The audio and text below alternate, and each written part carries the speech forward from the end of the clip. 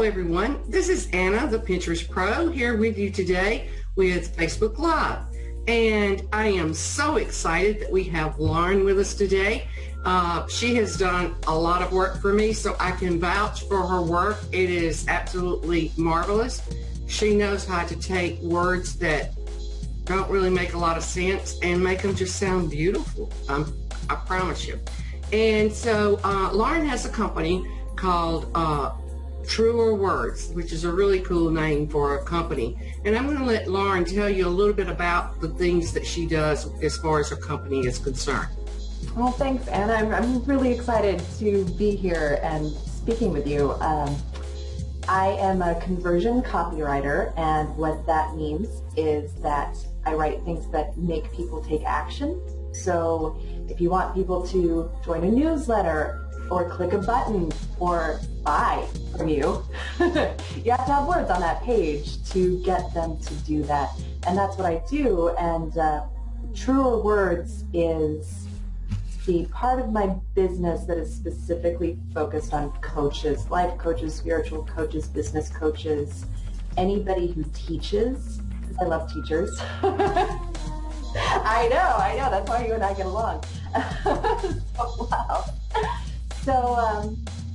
I worked with software as a service in that industry for a long time, and they're really on the cutting edge of inbound marketing, content marketing, using words in new and interesting ways and old and interesting ways. And I like bringing the things that I learned there into businesses that are a little bit more heart-centered, more out to help people rather than sell a product. That's just where my interests are. That's what I love. I think that's why we get along too, because you care about the individual too, and it's refreshing to find someone like that, because I always say that I feel like that if you help others, then it's going to end up coming back to you. I believe in karma as a business practice. I totally agree with you. Now, something that I didn't tell you I was going to ask, but it ran through my mind and I jotted a little note down. What would you say you find is the #1 mistake people make when they're, writing for their webpage or writing a newsletter, anything like that? Oh, I've got the best answer. It's a mistake that I've made myself on my own About page. And I had to have a brand strategist call me out for yeah, it's embarrassing. So for the website, especially the About page, and for emails especially also, the key is to be personal, to really, for the About page, people are on there because they want to see if they like you. So you have to be likable, and that is so hard to do when you're talking about yourself and you're writing about yourself. It's like, how do I do that? How do I be a likable person? But if you're put on the spot, it really plays some terrible mind games. And the mistake I made in the first draft of my About page, which it's been rectified, probably not as well as I could. It's hard to write about yourself even if you write about other people all the time. I took it like it was a dating profile, and I was going to put my best foot forward and not tell anybody about anything that wasn't perfect. And that resulted in an About page that was completely unapproachable.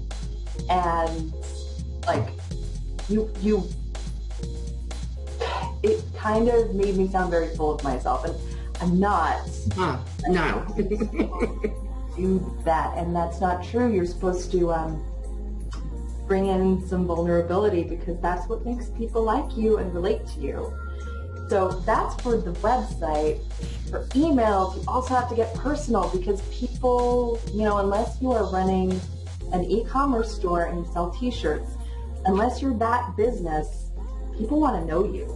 And people will only open emails that they care about, and they only care about people they know. So you have to bring in yourself to do both of those things. I'm really excited about that question, actually. I've been thinking a lot about that recently. Well, and you know what? I love your answer, because I've had different coaches, throughout my business, and one or two of them have, criticized me for being, putting myself out there, being personal. But I've always felt like that, exactly what you said. People want to know, and when I think about myself, what do people like about me? Well, they like that I like to joke around, so why not include that in when I'm, sending things out and so forth. So, and I think that people appreciate that very much, very much. I think it helps cut through the noise. I do too. And on the other hand, I have found business owners that don't want to share anything personal about themselves. And I'm like, well, then you don't need to be doing social media because you don't want to be social. Your personality is the most powerful differentiator you have, and it's powerful because nobody else has it. Nobody else can have it. They can't copy it. Right. So use it. As hard as you try, they can't. But it's scary. I have all the sympathy in the world. It's very scary to put yourself out there because you're always wondering, are people gonna like me? And I don't know. I'm always kind of surprised when they do. Oh no, you're a sweetheart. Let me just say that you are. Well, that's and I will say that was whenever I first started doing the Pinterest and so forth, and doing live things. One of my concerns, and talking to potential clients, one of my concerns was my Southern accent, and the biases that go along with that. But then I just decided, hey, if they don't like my Southern accent and they think I'm stupid because I have a Southern accent, then they are not my client anyway. Exactly. But having your target, your ideal client, I mean, part of them being an ideal client is that they like you. Right. And they are accepting of all people, and so that's, I totally agree with that. Now, one of the things I asked you to share with us today is 3 top tips that you would give to anyone that is, looking at writing, like for their webpage or a newsletter or even an email. I know you even wrote an email for me to help with getting a client. And a lot of people don't think about that sort of thing, but that is important. So what would be your top 3 tips for that? Well, I have been doing a lot of email campaigns lately, which are really fascinating because there are a lot of books that I'm reading right now. Launch is one. It's very interesting, and he has an entire formula for how you should structure an email campaign. And there are a lot of these. There's a lot of advice on how to do this. One thread that is common to all of this advice, it's really the foundation of it, which is something I really believe in, is you have to train people to open your emails.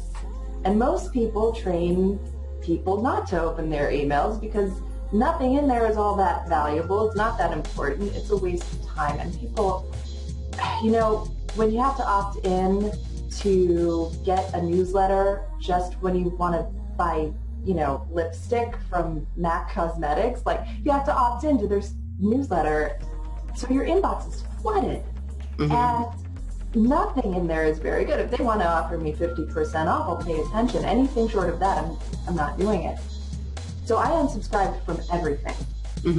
The things that I kept, it's maybe 3 newsletters, maybe.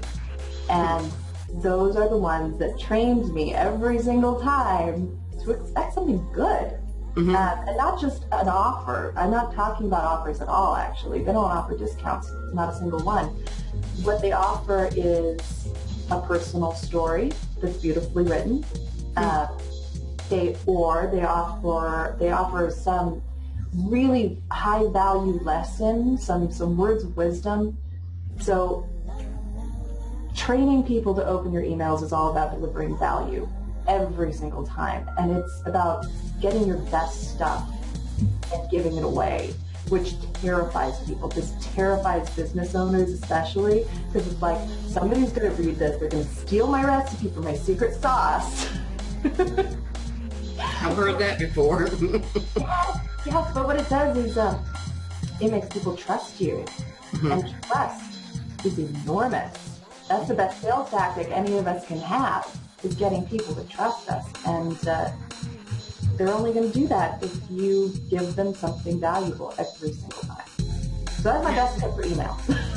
Yeah, I totally agree with everything you're saying, and it is so important.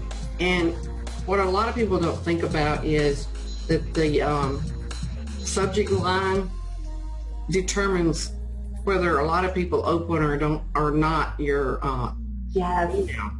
Oh, subject lines they probably take more time than writing the body of the email, because you really have to think those through, and what you've got to put in that subject line is a benefit.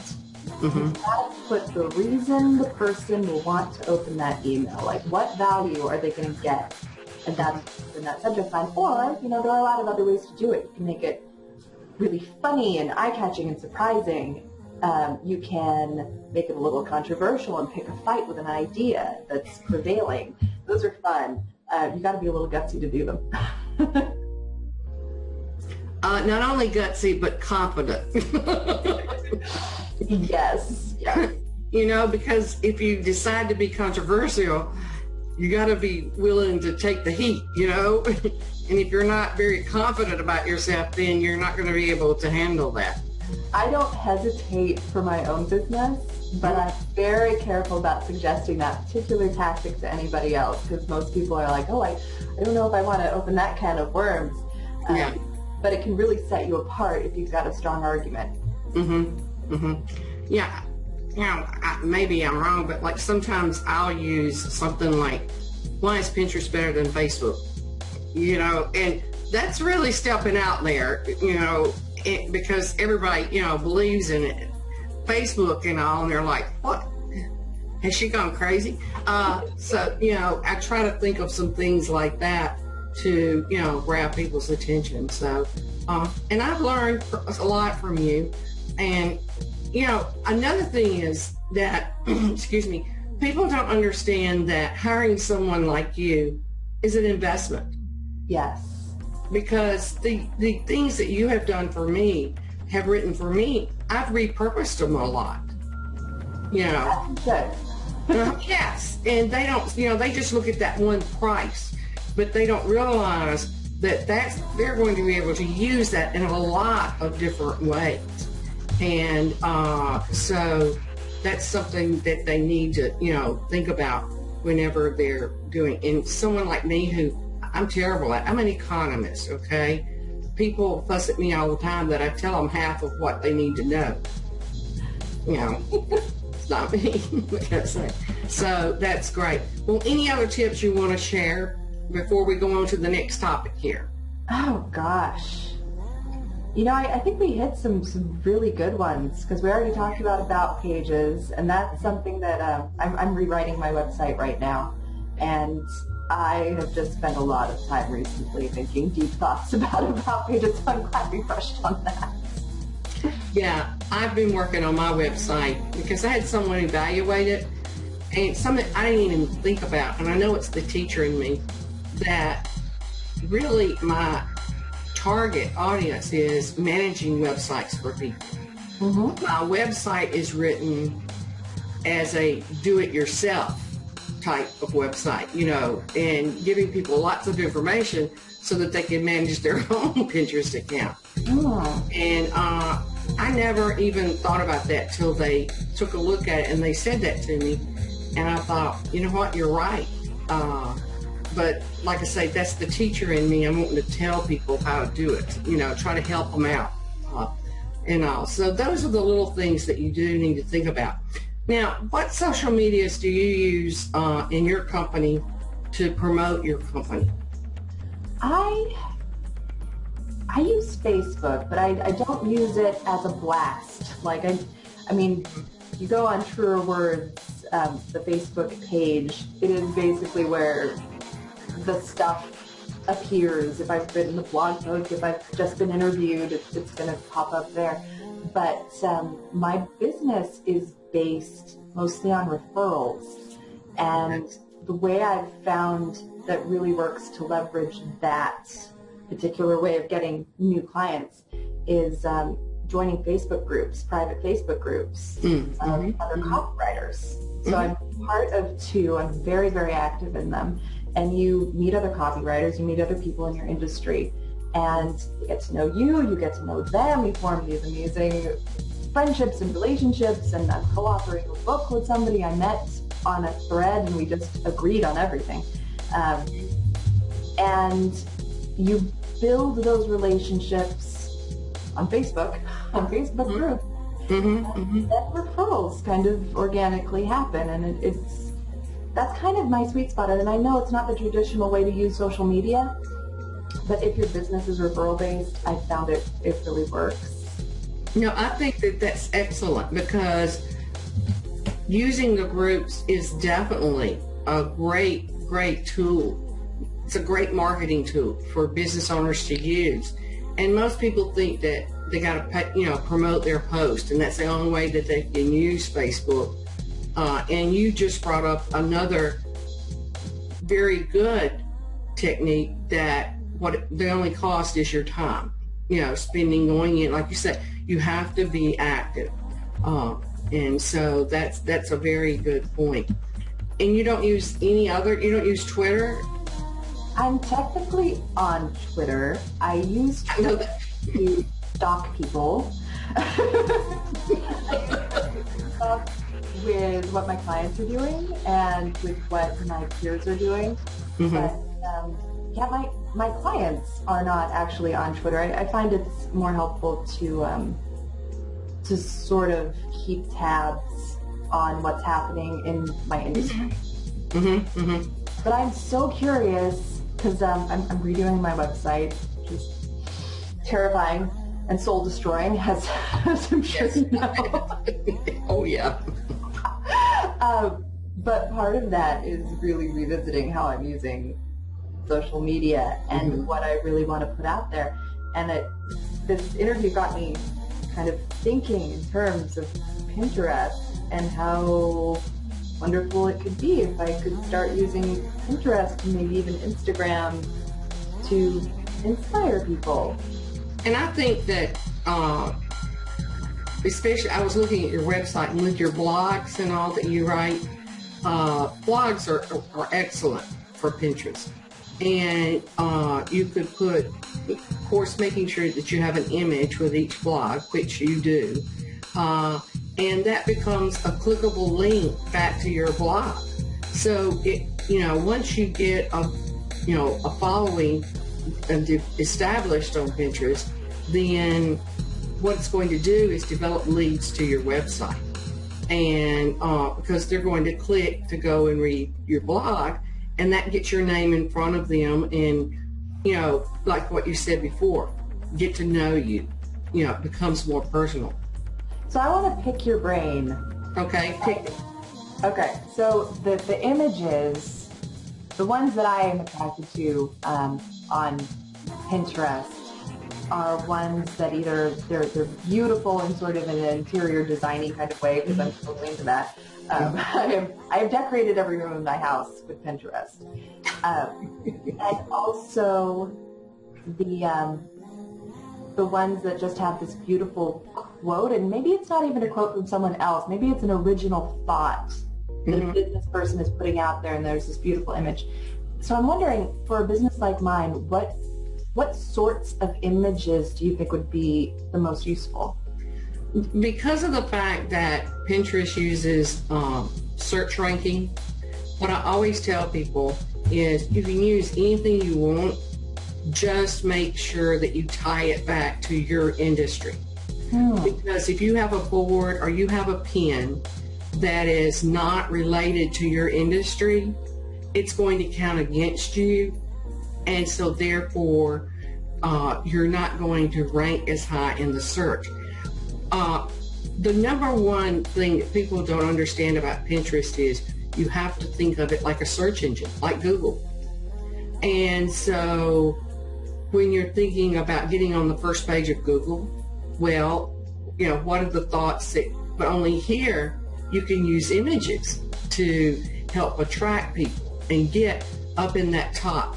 And a lot of people use Pinterest for a search engine more than anything else.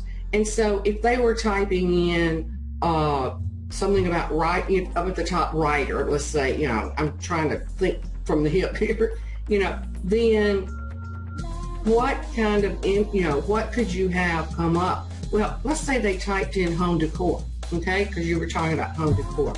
And so then what you could have is like a home decor image that you really like, but then underneath it talking about what a person that's in that industry needs to think about in writing, their writing part of, say, the description on their web page, things like that and all, because you're going to get their attention with that image, and then they're going to get your in your description, they're going to get that tip. And if they see several of those and they click through to your website, then they're going to think about hiring you. And that's the way you have to think, is just like with trying to get on the first page of Google. And the description, I'm still amazed at the number of pins I see on Pinterest and people don't have descriptions there. I bet you're guilty of that, aren't you? I'm so guilty of that. I can see the guilty look. But think about it, that's your real estate. And you do copywriting and all. Hey, use that. Use powerful words in there that will get you found. And so that is what you would want to do. And you could do that with the quotes also. And, like I'll use entrepreneur quotes. And sometimes I'll even say something, in my description, like that's your inspirational quote for the day. But if you need some Pinterest tips, click on this pin and contact me. You see, and that's my way of tying it in, And and then the same thing, and this is something that, over the years I've evolved, and I come to realize that, for example, I have housing industry, a lot of boards on that, and also the hotel industry. Well, in doing that, at first I was just putting, like helpful things up there. Then I realized, wait a minute, I need to tie that in.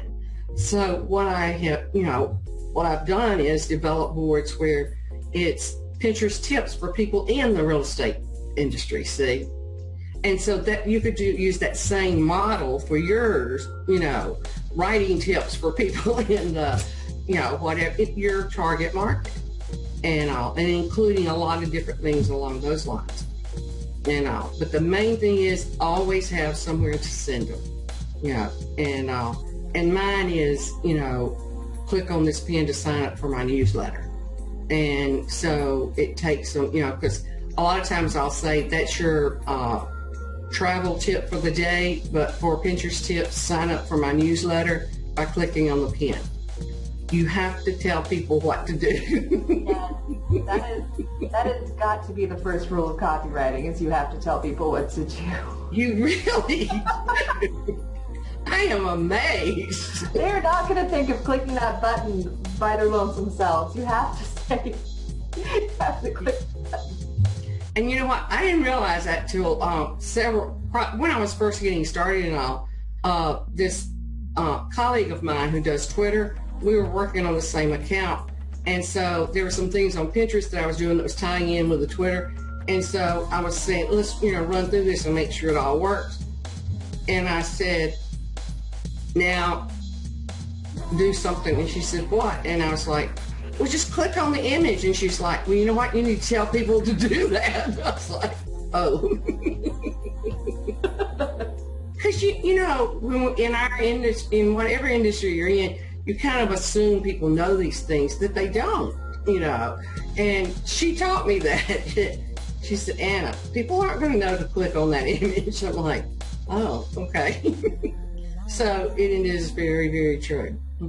So, well, you have been absolutely wonderful. Anything else you'd like to add here before we wrap up today? Oh, goodness. If anybody finds me on my website, I hope that they mention that they met me here. And I might be able to throw a 15% discount their way if they do. That's a deal, people. Trust me. Yeah. I never do that, actually. I never do that, but I would love to meet some of your audience and get to know them. And what I always do is I make sure I have your website link and I'll underneath the interview here on my Facebook page to make it easy for people to be able to find it. Okay? Thank you. Thank you so much. I really appreciate you doing this today. And it, of course, has always been just absolutely wonderful talking to you.